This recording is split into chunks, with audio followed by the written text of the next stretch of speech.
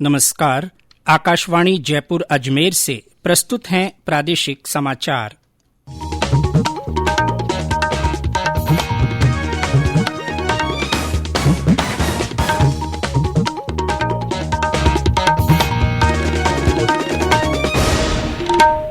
मुख्य समाचार।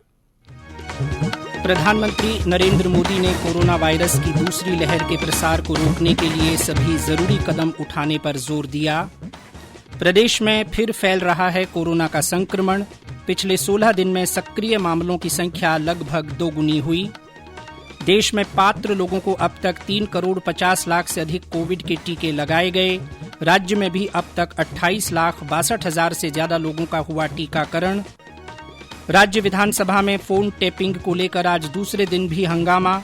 सरकार ने कहा किसी भी जनप्रतिनिधि का फोन टेप नहीं करवाया गया। और प्रदेश में मौसम में उतार चढ़ाव का दौर जारी। मौसम विभाग ने कुछ जिलों में हल्की बारिश और बिजली गिरने की संभावना जताई।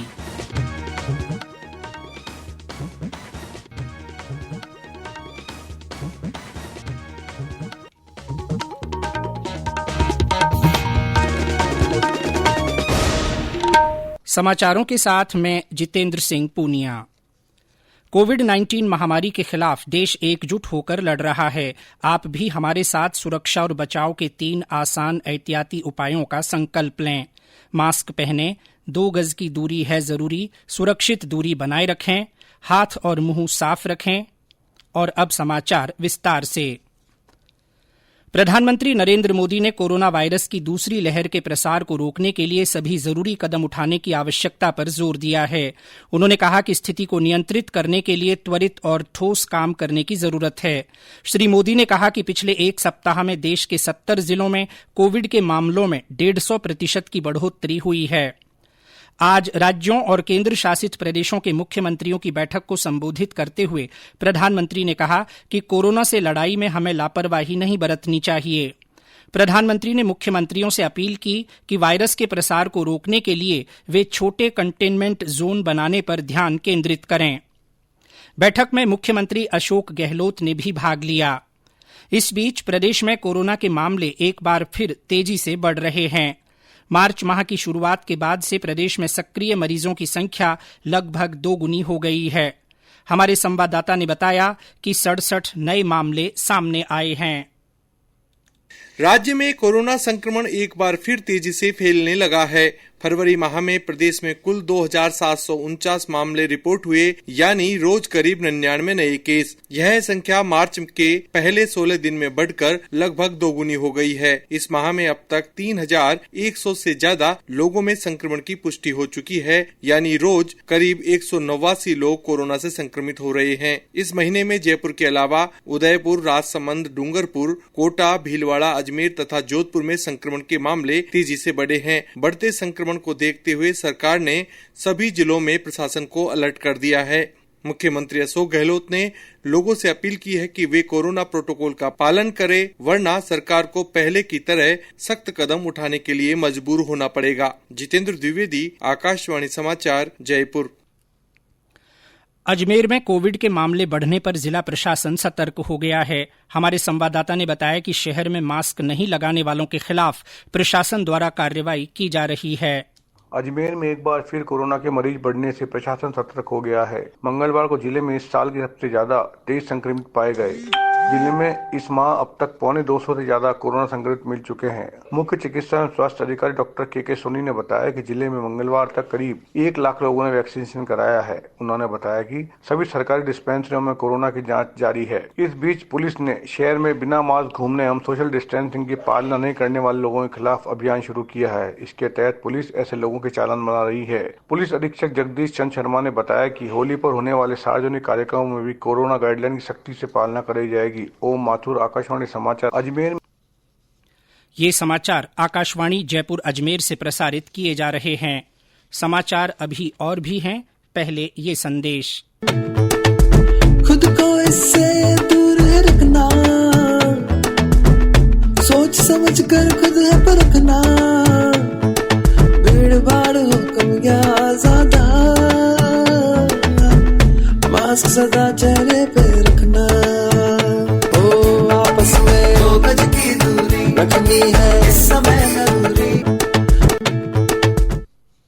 समाचारों में आपका एक बार फिर स्वागत है। देश में पात्र लोगों को अब तक 3 करोड़ 50 लाख से अधिक कोविड के टीके लगाए जा चुके हैं। स्वास्थ्य मंत्रालय ने बताया कि इनमें से 75 लाख 6 हजार से ज्यादा स्वास्थ्य कर्मियों को पहला टीका लगाया गया है, जबकि 45 लाख 54 हजार को दूसरा टीका लगाया गया है। अग्रिम पंक्ति के करीब 76 लाख को पहला और 16 लाख 47 हजार को दूसरा टीका लगाया गया है। मंत्रालय ने बताया है कि अन्य बीमारियों से ग्रसित 45 वर्ष से अधिक के 21 लाख 66 हजार से ज्यादा पात्र लोगों को और 60 वर्ष से अधिक उम्र के 1 करोड़ 15 लाख से अधिक लोगों को पहला टीका लगाया जा चुका है। वहीं देश में कोविड-19 से स्वस्थ होने की दर 96.56% है। अब तक इस बीमारी से 1 करोड़ 10 लाख से अधिक रोगी ठीक हो चुके हैं।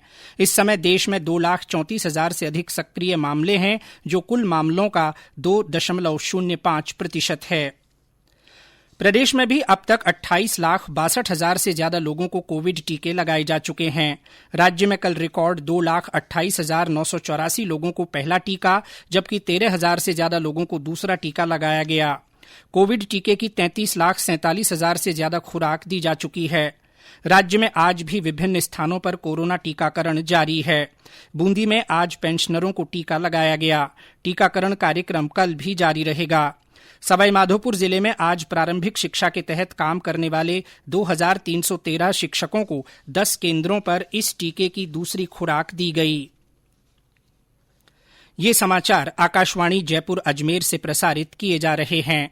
प्रादेशिक समाचार बुलेटिन आप हमारे ट्विटर हैंडल @AIRnews_जयपुर पर फॉलो कर सकते हैं।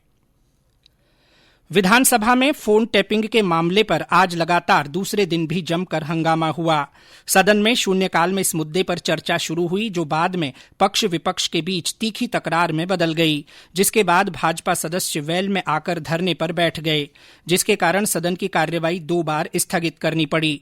इससे पहले चर्चा में भाग लेते हुए प्रतिपक्ष के नेता गुलाबचंद कटारिया ने सरकार पर सत्ता बचाने के लिए अवैध रूप से फोन टैप कराने का आरोप लगाया। इस मुद्दे पर सदन में विपक्ष के उपनेता राजेंद्र राठौड़ ने कहा कि सरकार ने जनप्रतिनिधियों के फोन टैप कराकर उनकी निजता पर हमला किया है।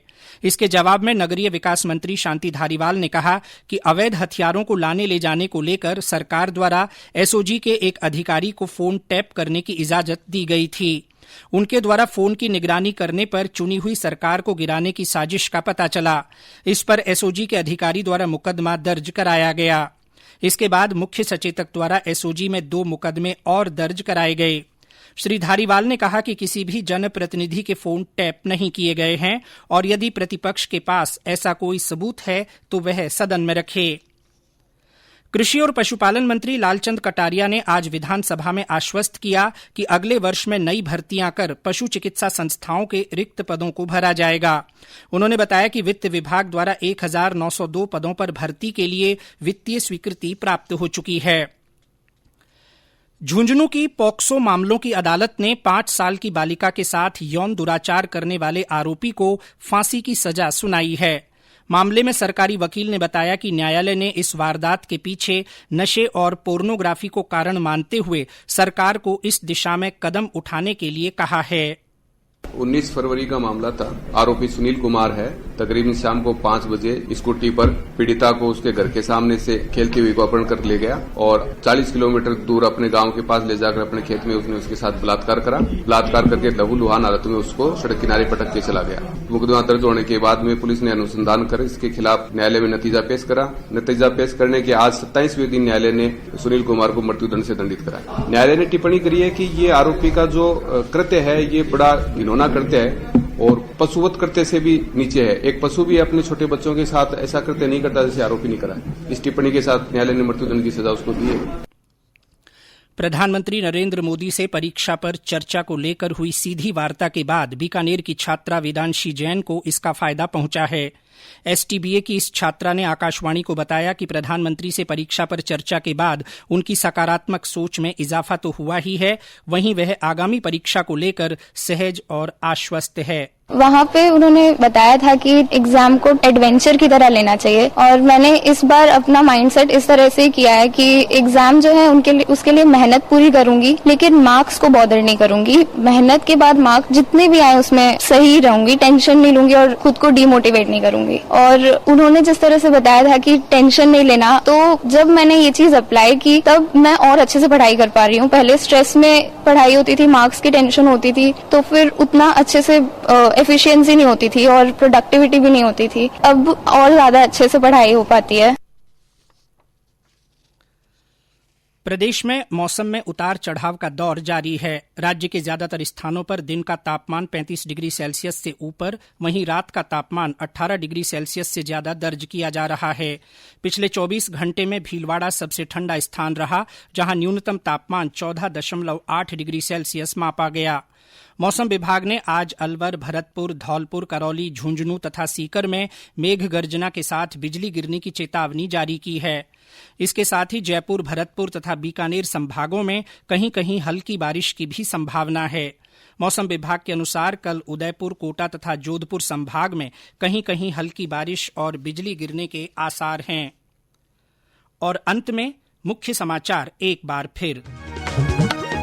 प्रधानमंत्री नरेंद्र मोदी ने कोरोना वायरस की दूसरी लहर के प्रसार को रोकने के लिए सभी जरूरी कदम उठाने पर जोर दिया है। प्रदेश में फिर फैल रहा है कोरोना का संक्रमण। पिछले 16 दिन में सक्रिय मामलों की संख्या लगभग दोगुनी हो गई है। देश में पात्र लोगों को अब तक 3 करोड़ 50 लाख से अधिक कोविड के टीके लगाए गए हैं। राज्य में भी अब तक 28,62,000 से ज्यादा लोगों का टीकाकरण हुआ। राज्य विधानसभा में फोन टैपिंग को लेकर आज दूसरे दिन भी हंगामा हुआ। सरकार ने कहा किसी भी जनप्रतिनिधि का फोन टैप नहीं करवाया गया है। और प्रदेश में मौसम में उतार चढ़ाव का दौर जारी है। मौसम विभाग ने कुछ जिलों में हल्की बारिश और बिजली गिरने की संभावना जताई है। इसी के साथ प्रादेशिक समाचार बुलेटिन समाप्त हुआ। नमस्कार।